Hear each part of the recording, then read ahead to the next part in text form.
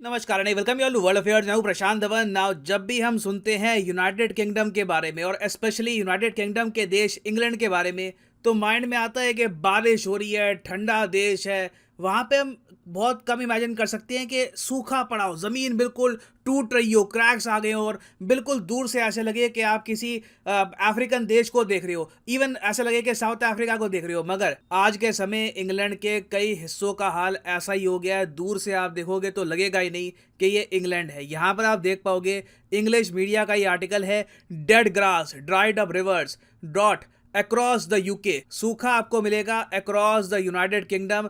जो इमेजेस सामने आई है they are truly shocking.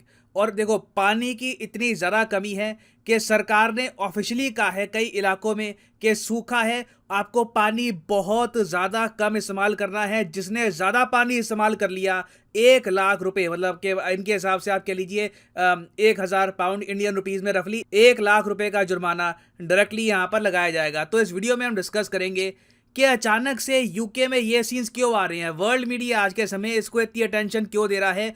England में कई दशकों के बाद, एक्चुअली कई क्लाइमेट चेंज के एक्सपर्ट्स तो ये कह रहे हैं कि इंग्लैंड ने कई सदियों में इस इंटेंसिटी का सूखा, इस लेवल की हीट वेव देखी नहीं है। और मुझे पता है आप में से बहुत लोग कहोगे वेट वेट, इंग्लैंड के कई इलाकों में पानी की कमी। हम लोग काफी बार अपनी क्रिकेट टीम जब भेजते हैं इंग्लैंड में, तो सबसे बड़ी प्रॉब्लम यही होती है कि हर दूसरे दिन बारिश आ जाती है और मैच या तो ड्रॉ हो जाता है या मैच कंप्लीट हो नहीं पाता। तो ऐसे इंग्लैंड में पानी की कमी पड़ गई, सरकार को होज पाइपलाइन बैन लगाना पड़ा और मिलियंस आज के समय सफर कर रहे हैं। ये बीबीसी का आर्टिकल मैं आपको दिखा रहा हूं। अब आप कहोगे अच्छा, होज पाइपलाइन बैन क्या है?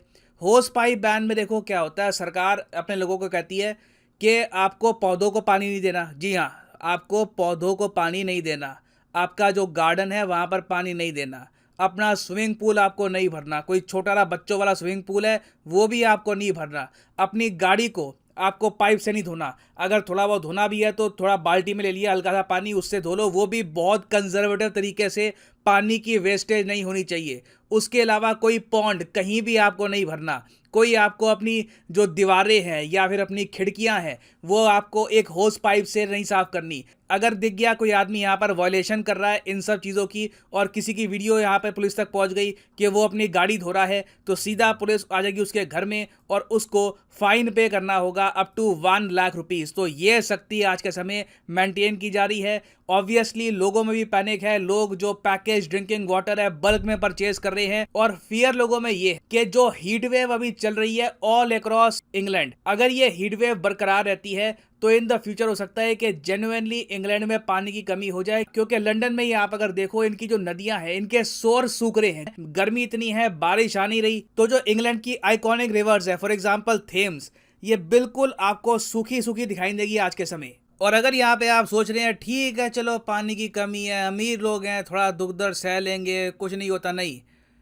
इंग्लैंड को मैं आपको बता रहा हूँ लॉन्ग टर्म में हैवी लॉस होने वाला है। एक्चुअली यूनाइटेड किंगडम को आप अगर देखें तो ये 4 देशों से बना है, नॉर्दर्न आइलैंड्स, वेल्स, स्कॉटलैंड और उसके बाद इंग्लैंड।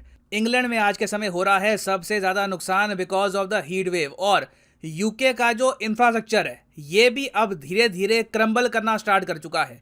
देखिए, यूनाइटेड किंगडम की जब सड़कें, इनके रेलवे ट्रैक, इनके एयरपोर्ट्स वगैरह जब बनाए गए थे, तब किसी ने सोचा नहीं था कि लगातार कंसिस्टेंटली ब्रिटेन में 40 डिग्री सेल्सियस से भी ऊपर की लगातार गर्मी पड़ेगी। तो बहुत सारा मटेरियल जो यूज किया गया था ब्रिटेन के इंफ्रास्ट्रक्चर में, अब ये पिघलना स्टार्ट हो चुका है because it was not meant for hot climate. और यहाँ पर आप देख पाओगे रफली बताया जा रहा है कि 20% जो यूके का एग्जिस्टिंग इंफ्रास्ट्रक्चर है ये एट द रिस्क है ऑफ ओवर हीटिंग। अब यहाँ पर आप कहोगे मगर क्या क्या पिघल रहा है यूके में? देखिए, जो इनकी सड़कें हैं, जो क्लियरली ये लोग एसफाल्ट से बनाते हैं, वहां पर देखा जा रहा है कि लगातार सड़कें अब सॉफ्ट हो रही है, पिघलना शुरू कर दिया सड़कों ने। इसकी वजह से एक्सीडेंट्स अपने आप बढ़ते हैं। उसके अलावा एक और प्रॉब्लम यह है कि ज्यादातर जो रेलवे ट्रैक्स है अक्रॉस यूके, यहाँ पे आपको प्योर स्टील ट्रैक्स मिलेंगे। इन्होंने एलॉय के स्टील ट्रैक्स नहीं बनाए। इंडिया में अगर हम बात करें या फिर इवन ऑस्ट्रेलिया में, जहां पे हम मान के चलते हैं कि गर्मी पड़ेगी, गर्मी बहुत ज्यादा आएगी, तो हम एक यूनिक टाइप का ट्रैक बनाते हैं अपनी रेलवे के लिए ताकि 40 इवन 50 डिग्री सेल्सियस की भी जो गर्मी है वो झेल जाए। ऐसी गर्मी में वो रेलवे ट्रैक फूल ना जाए। क्योंकि होता क्या है, स्टील ट्रैक के साथ जो यूके में है, इतनी जरा गर्मी पड़ रही है कि ये अब एक्सपैंड कर रहे हैं, तो जो इनकी शेप ओरिजिनली थी वो रहेगी नहीं और चांस हमेशा बना रहेगा कि जो ट्रेन आ रही है ये रेलवे ट्रैक से अलग होकर गिर सकती है और पैसेंजर्स को चोट भी आ सकती है। इसलिए देखा जा रहा है कि यूके में कई जो रेलवे के रूट्स हैं इनको बंद कर दिया गया है पैसेंजर सेफ्टी की वजह से।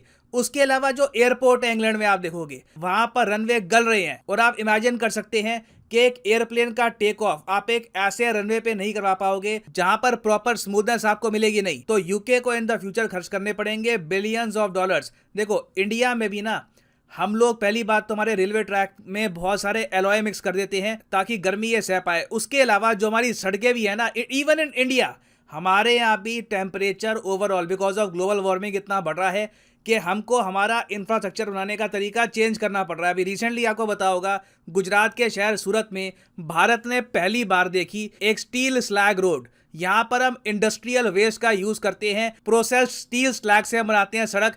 ये एक ऐसी सड़क है जो 200 डिग्री सेल्सियस का जो तापमान है ये भी झेल जाएगी। तो it is made to last. और आप देखोगे भविष्य में बहुत सारे देश हैं इनको स्टील स्लैग रोड ही बनानी पड़ेगी, क्योंकि ना सिर्फ यूके में, यूके की जो प्रॉब्लम है ये तो मैंने आपको बता दी और इसका जो रीजन है ये हम डिस्कस क्यों कर रहे हैं ये भी अब अभी जानेंगे। मगर बाकी यूरोप में भी आप अगर देखो तो हीट वेव्स ने बिल्कुल केओस मचा रखा है। आप जान के हैरान होंगे मगर पुर्तगाल और स्पेन जो हाईली दो डेवलप्ड कंट्रीज हैं, बहुत ही अट्रैक्टिव टूरिस्ट डेस्टिनेशंस हैं, यहाँ पर 2000 लोग मर गए बिकॉज ऑफ हीट वेव्स। यहाँ पर आप देख पाओगे heat waves death in Spain and Portugal approach 2000। ये अप्रोच लिखा है, वैसे ये जुलाई 21 का आर्टिकल है, अब अगस्त आ चुका है तो आराम से ये बहुत से लोग अभी मर चुके होंगे। 2000 से ऊपर डेथ हो चुकी होगी स्पेन और पोर्टुगल में। स्पेन में ही आप अगर देखो तो 850 लोग मारे गए हैं बिकॉज ऑफ हाई टेम्परेचर। और ये ऑफिशियल फिगर्स हैं, रियल फिगर्स कोई बड़ी बात नहीं है कि इससे काफी ज्यादा भी आपको मिले। अब यहाँ पर आप मुझसे क्वेश्चन पूछ सकते हैं, सर एक बात बताओ आप इतनी पार्शियलिटी क्यों दिखाते कि जब ये सब हो रहा है यूके में, जब ये सब हो रहा है यूरोप में, तब आपने इस पर वीडियो बनाई। अफ्रीका में ये सब हो रहा है पता नहीं कितने सालों से, वहां पर हजारों लोग बुरी तरीके से मारे गए हीट वेव से, उसको आपने कवर नहीं किया। देखो मैं यहाँ पर इस टॉपिक को कवर इसलिए कर रहा हूँ क्योंकि अब पूरी दुनिया मान रही है कि अब जाके हो सकता है कि क्लाइमेट चेंज के अगेंस्ट यूरोप कुछ बड़ा एक्शन ले।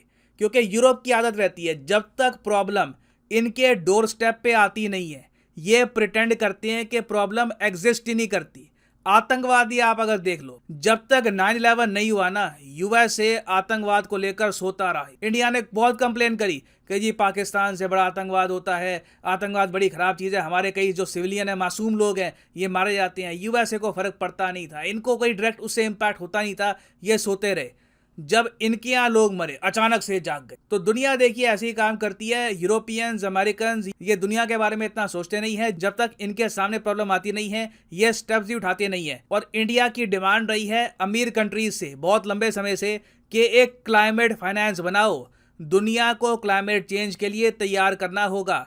अब जो रिसेंटली आपको पता होगा ताइवान क्राइसिस के बाद चाइना यूएस की क्लाइमेट चेंज को लेकर बातचीत टूट गई है और पेरिस क्लाइमेट एग्रीमेंट के अंदर जो भी हमारे टारगेट थे लग नहीं रहा के ज्यादातर देश इनको अचीव कर पाएंगे। ऐसे टाइम में हमको एक क्लाइमेट फाइनेंस चाहिए ताकि जल्दी से जल्दी जो डेवलपिंग कंट्रीज हैं ये स्विच कर पाए रीन्यूएबल सोर्स ऑफ एनर्जी पर, जिससे ग्लोबल एवरेज टेम्परेचर में इजाफा कम होगा। मगर डेवलप्ड कंट्रीज अब तक सोती रही। अब वहां पे मैं देख रहा हूं पहली बार जब उनको भी चुभन महसूस हो रही है ना, उनके लोग मर रहे हैं, उनको भी दिख रहा है जमीन बिल्कुल बंजर लग रही है, नदियां हमारी सूख रही हैं, तो अब वहां पर बात चल रही है कि जल्दी से ये क्लाइमेट फंड इकट्ठा करो। और हो सकता है, उम्मीद मैं कहूंगा यहाँ पर यह है कि जो दृश्य अभी यूके यूरोप ने देखे हैं ये सब देखकर ये एक फाइनली क्लाइमेट फाइनेंस फंड बनाएंगे और क्लाइमेट चेंज के अगेंस्ट जो लड़ाई है इसमें सीरियसनेस दिखेगी। और हाँ, यहाँ पर मैं ये भी मेंशन कर दूं कि आज है आखिरी दिन अनअकैडमी की कोर्स एक्सटेंशन सेल का। कमेंट सेक्शन में जाइए। फॉर एग्जांपल लेट्स से आप प्रिपेयर कर रहे हैं फॉर एसएससी एग्जामिनेशन,